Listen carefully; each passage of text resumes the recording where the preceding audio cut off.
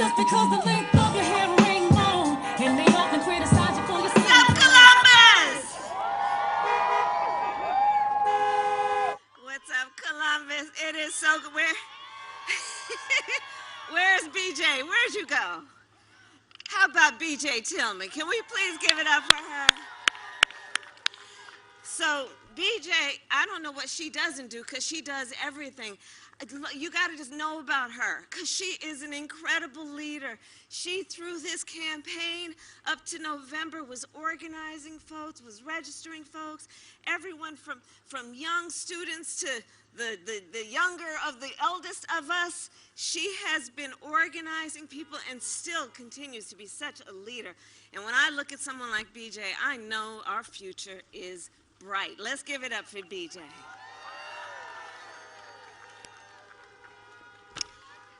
All right, well, it is so good to be back in Georgia.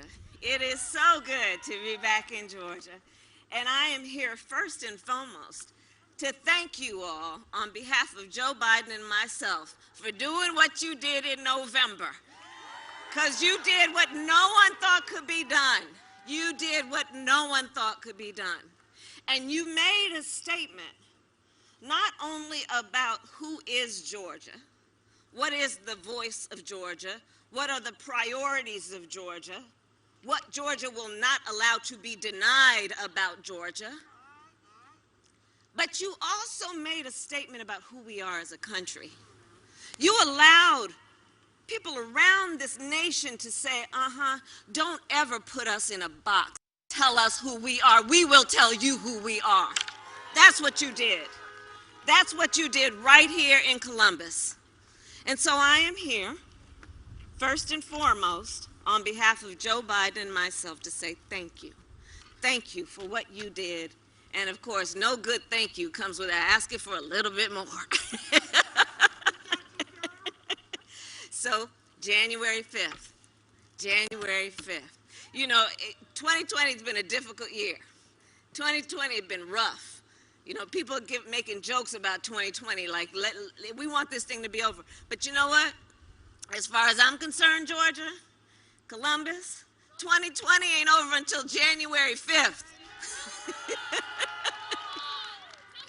That's when 2020 will be over. That's when we'll get this thing done. Because as you know, everything is at stake when it comes to the need to elect Reverend Raphael Warnock, to elect John Ossoff, to elect Daniel Blackman. Everything is at stake. Everything that was at stake in November is at stake leading up to January 5th. Look at what's happening right now in this state. We're looking across the country at so much devastation. People who have lost family members, lost time being able to go to work, lost time in terms of our children's education and the days of their education they have missed. There's been so much loss these years, and in particular this year. We're looking here in Georgia at the fact that 1 in 7 families is describing their household as being hungry. We're in the midst of a hunger crisis in America, and it's hitting Georgia hard. 1 in 7 describing hunger in their households. 1 in 6 Georgian families are describing an inability or difficulty to pay rent. 1 in 4 small businesses in Georgia have gone out of business or are about to go out of business. And what we are here to talk about, and why everyone, all the leaders are here right now together, because if you're here, you're a leader, is to say that we will have our voices heard. We will not let anyone silence us. We will speak up about what we need. We will tell you what we want, and we will make it happen through our vote. And just like you did, you will do it again. And here's the thing, you know, I was here, Joe Biden was here, we were all here together in Georgia before November. And remember how we knew what was at stake and the challenge ahead of us. We knew, like Stacey Abrams been telling us and organizing against it, that there would be powerful people trying to prevent us from voting. We knew the kind of games they would play to make it difficult, to suppress our vote, to make it confusing, to discourage us. And in November, we talked about that and we said, we know the challenge that is before us. Well, the same challenge exists today. And so we again ask, as it relates to January 5th, the question we asked in November: why are so many powerful people trying to make it so difficult for us to vote? We have to ask the question, why? And we know the answer. Because they know our power. They know when we vote, things change. They know when we vote, we win.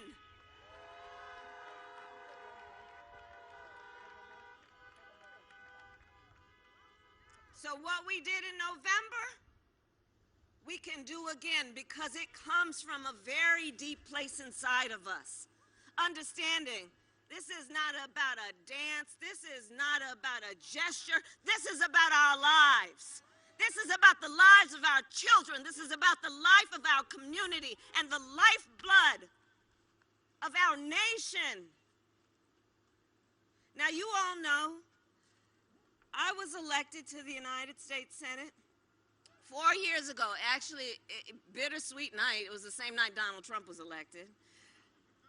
But I was elected to the United States Senate, becoming only the second black woman in the history of the United States Senate to be elected.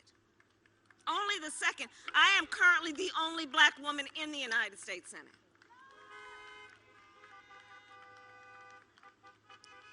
And here's what I have also come to visit with you to share. The decisions that are made in that body, in the United States Senate, there are only 100 senators. They call the United States Senate the most deliberative body in the world. They elect people, we elect people for 6 years in the United States Senate because the job is so important and potentially so powerful, and it's so important in terms of representing the state as a whole that we want to give people the amount of time that is necessary for them to establish themselves and a voice for their state in a way that they are not only leaders for their state but national leaders. It is in the United States Senate where I went to the floor, they call it the well of the Senate. It's a grand building, our United States Capitol. It's beautiful. And the panels, wood paneling, been there forever. Pristine desks. You can see the names of the founders of our democracy written in those desks. And I sat on that floor when the Republicans were trying to get rid of the Affordable Care Act that they named Obamacare, that brought health care to tens of millions of people in our country. I watched as they dared to play politics with people's lives and their well-being. And I saw with my own eyes, I was relatively new to the Senate, I saw with my own eyes the power of each of these individuals who are United States senators. It's incredible. And as an example of that power, I saw what you probably saw by television. In the early morning, late at night, early morning hours on the United States Senate, I saw the power of just one senator when the late, great John McCain, on the issue of trying to get rid of Obamacare because President Obama, together with Vice President Joe Biden, brought it, so they wanted to attack it.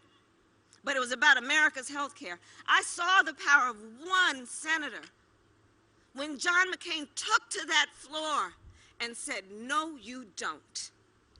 He said, "No, you don't."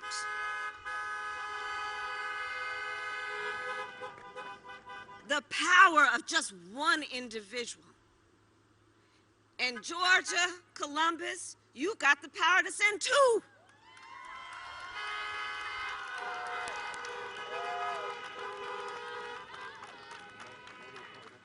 It is within your hands, within our grasp, to send these two leaders to Washington, D.C., who will fight for your voice. They are born out of this election cycle when people tried to silence and suppress you. But they were triumphant. They were born out of this election cycle when people dared to try and have us count 3 times your vote. And they are here to tell the story. They are born out of a moment when people dared from other states like Texas to recall your vote and your voice. But they live to tell the story. They are strong. They have survived these games people are playing because they are the strong voices of the people of this state. So we've got it within our power, and you have it within your hands, to make a statement about who is Georgia and the power of the voice of Georgia, sending these two, John Ossoff and Raphael Warnock, to the United States Congress, to the United States Senate, to say, it is us, the people of Georgia, who will make a decision. It will not be made for us. We will make the decision about who represents us. So let's get this done. Let's get this done. And you know, I'm not here to tell you what's in your best interest, but I am here to say that the decision you make, the work you put into it, will impact people who you may never meet, people who may never know your names, but because of what you have done and are prepared to do, their lives will forever be better. When we look at this slogan, that's about health, it's about jobs, it's about justice. That represents some of the most important voices in America that must be heard, cannot be overlooked. Raphael and John will do that. They will do that. This will not be easy. And it is within our power to change the course of the history of this country. Changing the balance in the United States Senate, which is what this election will do, will make all the difference about everything that they have talked to you about on this very stage this afternoon. As it relates to Medicare and Medicaid and expansion here in Georgia, it would expand coverage for over 500,000 people, 500,000 people, depending on the outcome of this election. Joe Biden and I are saying, look, in places like Columbus, up and down Georgia, we've got Title I funded schools, which are the schools in the neighborhoods with some of the lowest tax base. And because our system is still kind of messed up, we fund school districts based on the tax base of a community, which of course means that in those communities that have the highest needs, they often have the fewest resources. We got to deal with that. One of the ways Joe and I intend to do that is to triple Title I funding.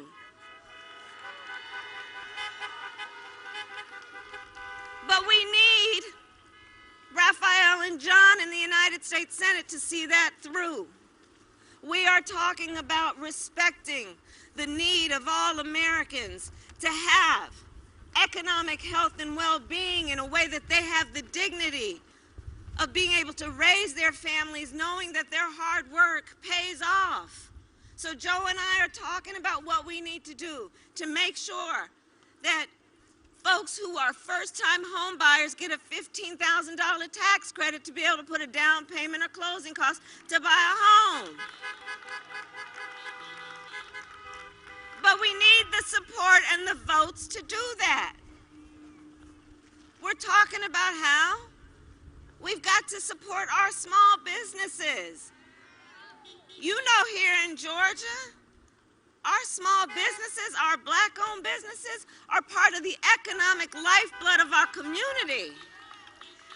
And they're closing. Part of how we got to get dealing with this moving forward is we need to make sure that our small businesses, with an emphasis on our minority-owned businesses, have access to capital. So Joe and I have got a plan for that. We need the votes in the Senate. We need Raphael and John there.